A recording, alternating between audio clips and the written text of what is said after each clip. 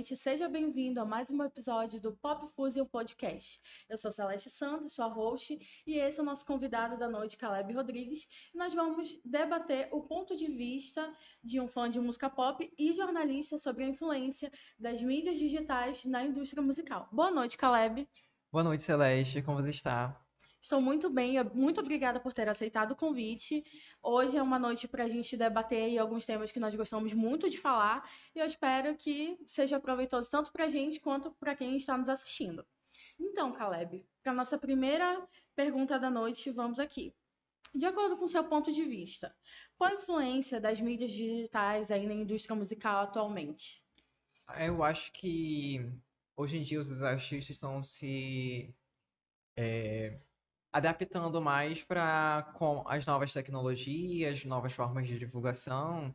Então, eles têm que trabalhar mais focando em atingir esse público através das mídias hoje em dia para tentar ganhar uma visibilidade, os artistas que estão começando agora, e também os antigos para também se manterem com o nome em alta. Eles precisam se adaptar para essas novas tecnologias de agora.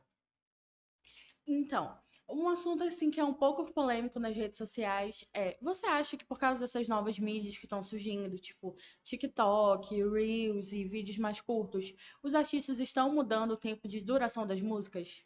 Acredito que sim, por conta dessas plataformas de vídeo que são vídeos curtos e imediatos para que as pessoas só vejam um trechinho. Então, eles acabam, acho que, meio que focando mais no trecho que eles querem que viralize e a música acaba por não ficar mais completa como era antigamente. Hoje em dia, tipo, ainda existem artistas que trabalham uma música direito, com toda aquela estrutura, mas a maioria dos artistas, tipo, fazem mais pra forma de viralizar. Então, músicas mais curtas, cabem mais rápido nas plataformas, e é isso que E entrando um pouco aqui no nosso papel como jornalista, né, nesse meio, você acha que o que nós escrevemos influencia tanto na opinião do público quanto na opinião do artista, na visão dele? Exemplo, eu posso escrever uma crítica sobre algum artista falando que o álbum dele é muito longo, muito maçante, e isso pode influenciar o público ou não, né? A achar a mesma coisa e pode influenciar o artista também a concordar e achar aquela crítica ali, levar e acabar mudando. Você acha, assim, o nosso papel relevante nessa área? sim, hoje em dia muitos ainda levam em consideração notas de críticos, como o Metacritic, que é um site que engloba várias revistas que fazem críticas musicais quando artistas lançam álbuns novos. E então, eu vejo muita gente na internet que se baseia, tipo, esse álbum tá com uma nota, não tá uma nota legal, então, tipo assim, já vê que talvez não sintam interesse em ir atrás de buscar, escutar e, tipo, tirar as suas próprias conclusões, porque tem muito álbum aí que não tem uma nota boa que eu, no meu gosto pessoal, acabo gostando. Assim como tem álbuns que têm notas muito altas que eu acabo também não curtindo muito. Então, isso vai de gosto para pessoa, mas isso influencia bastante em como as pessoas vão atrás ou não de escutar aquele material. Perfeito. Assim, uma coisa que é um pouco polêmica também é sobre.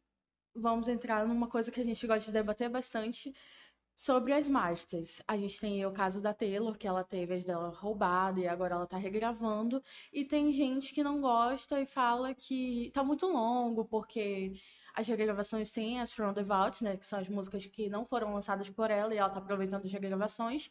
E acaba que ela meio que ultrapassa o tempo limite que os artistas têm usado atualmente. Qual a sua opinião sobre isso? Tu acha que realmente é maçante ou é legal? Olha, vai de material para material, mas no geral eu acho que isso traz uma roupagem nova pro disco.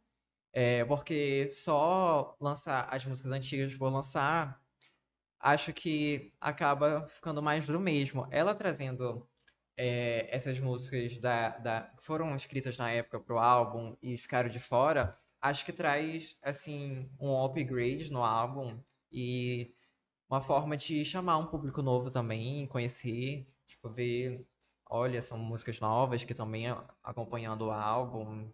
Interessante, vou atrás. Acho que isso daí traz um público novo. Assim, falando agora sobre artistas novos, a gente até comentou, acho que semana passada, sobre álbuns que, assim, estão curtinhos, né? Tipo, meia hora, assim, e artistas independentes, né? Que eles estão aproveitando das ondas das mídias digitais para se lançarem aí. Você acha que eles têm que aproveitar esse formato para tentar se arriscar um pouco, mostrar as músicas, assim, mais elaboradas, ou então, assim, uma coisa que eles realmente queiram fazer? Ao invés de fazer algo mais pra mídia? Aí acho que isso vai de artista para artista, porque temos casos como a Doja Cat, que ela fez os primeiros discos, que era o que a gravadora queria. Porque ela falou que não era o estilo de música que ela gostava e tal, mas ela fez porque era o que a gravadora queria.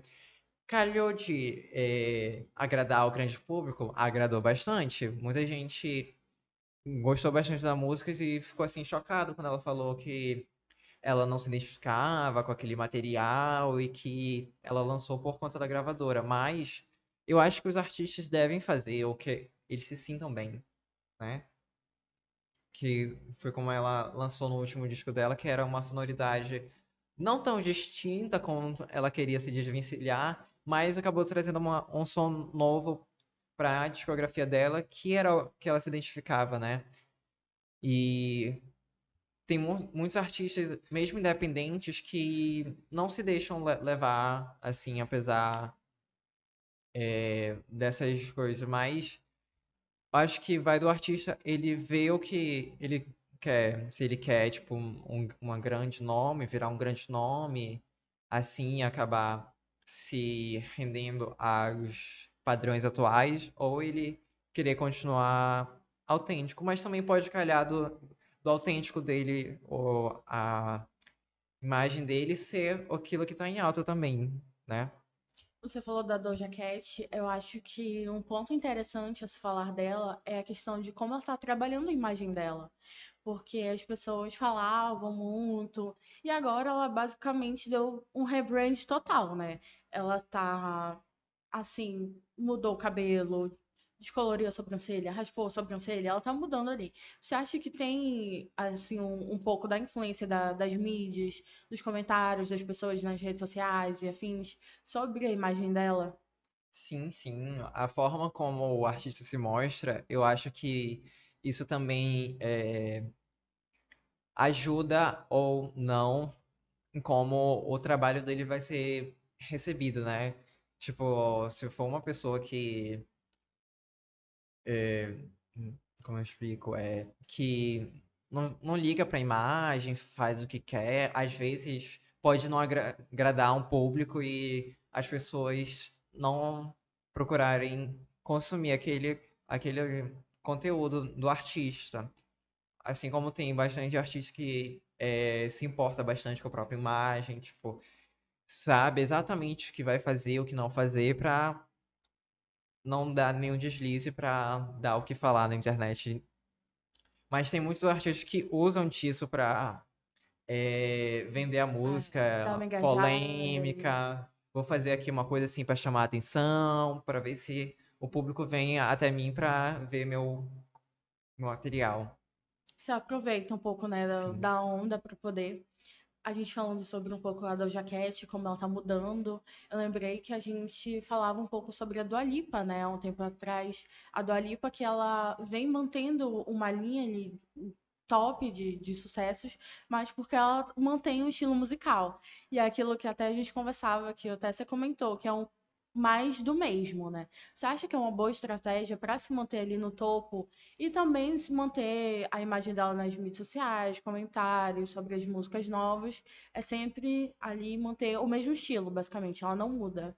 Sim, eu acho bom quando o artista se encontra naquele como é que eu digo?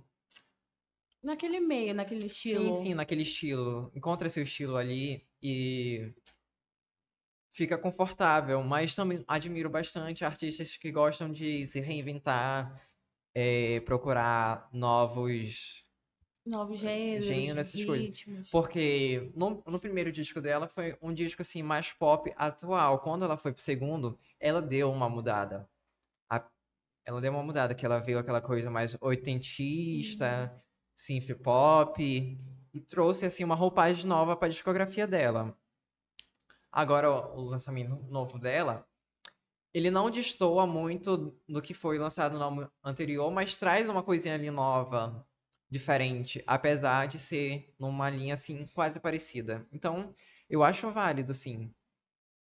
Até mesmo a discografia dela em Barbie, né, manteve ali um pouco dela mesmo, da identidade dela, mas também da identidade do filme, que foi bem interessante. Agora, a artista que explora bastante os gêneros, vai pulando, né, de gênero em gênero, é a Taylor, né, que ela saiu do country, foi pro pop, e agora ela tá no folk, e ela vai se reinventando. Você acha que, tipo, é uma opção ok para ela ou fica ali naquilo? Porque é uma coisa que a gente vê que ela atinge vários públicos, né? Então, querendo ou não, é até positivo, mas por outro lado, tem gente que, tipo, meio que abandona um pouco porque não gosta muito do ritmo. Eu queria que você falasse, tipo, seu ponto de vista sobre. Eu acho que os artistas, eles se aventuram mais nisso quando eles já têm, assim, uma base de fãs sólida, né? Que faz aquela conexão, que eu acho muito interessante da Taylor, que ela tem uma troca, assim, com os fãs, que os fãs que são lá desde o início com ela, difícil largarem. E com ela sempre se reinventando, vai trazendo fãs novos, que aí eu vejo que o nome dela sempre vai continuar em alta por causa dessa troca que ela faz com os fãs. Então, eu acho bastante interessante isso. Então, acho que hoje em dia os artistas fazem essas trocas mais quando eles já estão meio estabelecidos, né? Já conquistaram um certo público. E tem algo sobre isso que quando ela tá nesse processo de regravar os álbuns, algumas músicas viralizaram ali no Instagram, no TikTok, o pessoal fazendo as famosas trends, né? E ela acabou antecipando os lançamentos de algumas músicas por causa disso, né? E aí a gente já vê o poder da influência dessas mídias digitais sobre o artista, porque para ela não perder ali o time, ela pegou e lançou. Então, é muito interessante a gente ver, né? Não só a influência do público, assim, mas da internet, das mídias digitais e também dos jornalistas, porque houve uma pressão ali, né? Dos portais de notícias, dos jornais, para que ela já lançasse tudo de uma vez, para poder não perder ali, mas ela está se mantendo, fazendo tudo no tempo dela, por mais que surjam umas críticas e afins, né? Sim, e é muito interessante o poder das mídias sociais, como Enchanted, que era tipo uma track avulsa do Speak Now, e não foi nem single, ela não trabalhou nem como single, mas como viralizou no TikTok, muitas pessoas começaram a conhecer, e ela colocou na setlist da turnê nova dela. Don't Blame também, que era, tipo Sim. assim, pouco conhecida, e quando viralizou, ela, tipo, trouxe pra como uma música fixa na setlist da turnê dela, diferente de outras que ela trabalhou como single na época, que acabaram não entrando, né? Uhum. Então, isso mostra como hoje em dia as mídias podem acabar ditando como o artista vai trabalhar a sua arte, né? E vai seguindo o ritmo, né? Basicamente, o que a gente lê, o que a gente escuta, vai muito disso, né? Do que as mídias estão propondo ali. Um bom exemplo é sobre séries que viralizam, né? Alcançam o público, estão fazendo ela até Reputation, tipo, algumas músicas, ela tá lançando as versões dela para algumas séries, né? Tipo aquela da Amazon lá, O Verão que Mudou Minha Vida, né? Então, ali a gente vai vendo o ritmo que as redes sociais vão ditando, né, para o artista e afins. Sim, sim. os produtores hoje em dia até procuram ela pra não usar as músicas antigas que ela ainda não relançou, pra não ficarem assim mal vistos com ela, mas vão lá, pedem com carinho se ela já regravou tal música, como foi Bad Blood que ela lançou entre aspas, ela deu Uhum, para a equipe de Super Pets tocarem a música no filme, mas ela não chegou a lançar, ela lançou uhum. só junto com o álbum. Mas para ver como o poder dela para as pessoas procurarem ela e apreciarem o material dela e apoiarem as regravações dela, né? Isso é bastante importante para ela continuar o trabalho dela. E falando assim um pouco sobre o efeito das mídias digitais, entrando mais numa coisa mais aqui, né, nacional. Existem alguns artistas, principalmente no nosso cenário nacional, que fazem músicas com ritmo e letra exclusivamente para caberem nas trends, sejam lá de dança, de fotos. Eu queria que você falasse um pouco sua opinião sobre isso. Fazer músicas especificamente para essas mídias, que é o efeito TikTok, né, o efeito Instagram que as pessoas chamam. Sim, sim. Hoje em dia, se você abre o chart do Spotify Brasil, várias músicas se encaixam nesse nicho de músicas curtas, com palavras bastante repetidas e, tipo assim, basicamente o intuito é viralizar ali, fazer as dancinhas e para as pessoas conhecerem através disso. Hoje em dia, a maioria das músicas são poucas as que não se encaixam nesse padrão ali, mas é uma exceção ali na regra. E com isso a gente tem alguns artistas, né, que alguns muita gente nem conhecia, ou então, né, assim, totalmente anonimato, assim, e que surgem, tipo a Marina Sena. Foi uma que sofreu o boom do TikTok, que o Estadão, a Folha de São Paulo, basicamente falou que ela surgiu ali como uma fênix das redes sociais. Que, por suposto, né, tipo, ninguém conhecia a arte dela e viralizou, e ela é o fenômeno que é hoje, tá aí nos maiores festivais do Brasil afora e super consolidada. Então, queria que você falasse um pouco sobre isso, né? Esses artistas que surgem por causa dessas mídias. Sim, acaba por conta das mídias sociais também. Tem músicas que não se encaixam nesse padrão, mas acabam viralizando. Tipo, o trabalho da Marina Sena, eu acho o primeiro álbum dela, que viralizou e trouxe essa notoriedade pra ela, um álbum assim muito bom, muito coeso e não vejo ele como um álbum que foi feito assim exclusivamente para essas redes sociais para viralizar lá. E calhou, né, de viralizar, as pessoas começarem a usar para fazer trends com fotos ou com algumas poses em vídeos e isso ajudou bastante deu um impulso na carreira dela imenso, né? Que hoje em dia ela já tem uma certa notoriedade. Eu gostei bastante que ela, no segundo álbum, ela não se rendeu tanto assim, porque elas tem bastante músicas lá no álbum dela que não são aquelas músicas muito curtinhas, feita para isso. Tem músicas que tem um tempo bom ali de você escutar e apreciar ela, né? E eu acho bastante importante nisso no artista dele continuar a linear com o seu trabalho e não se deixar levar por essas coisas de hoje em dia. E até que deu certo pra ela, porque teve músicas do álbum dela que viralizaram mesmo não sendo aquelas músicas curtas e muito repetitivas. Temos aí um caso que funciona, né? Dentre vários.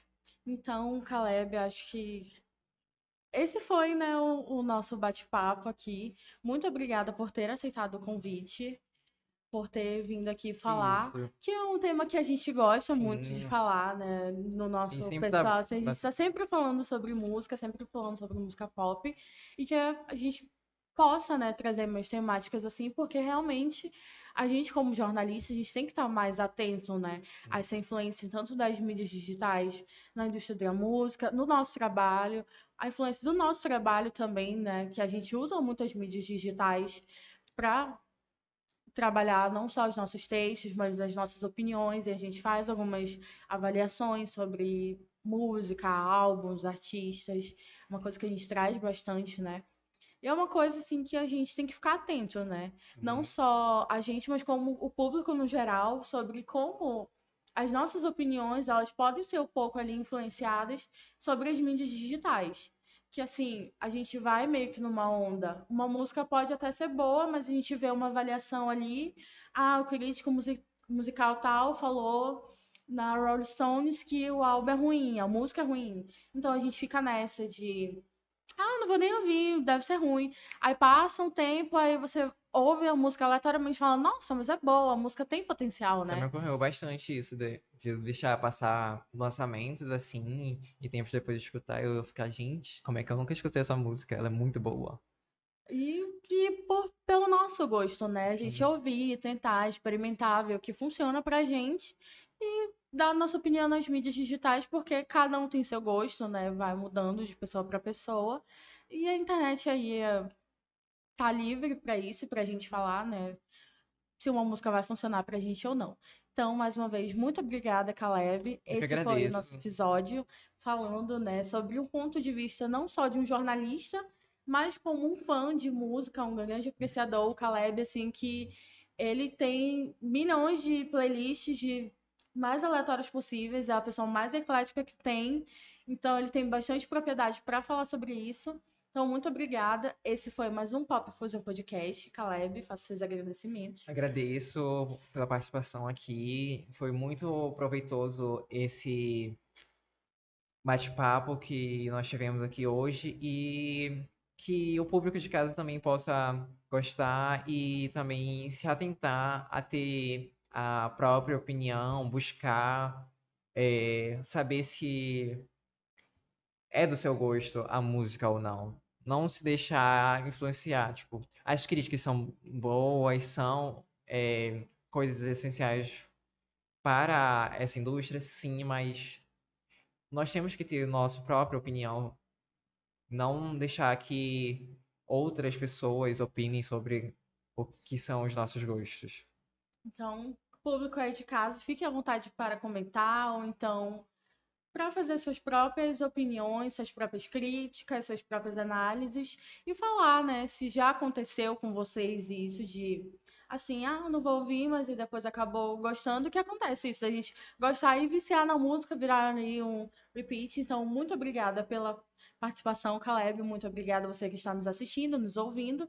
Esse foi mais um episódio do Pop Fusion Podcast e fique atento aos próximos episódios.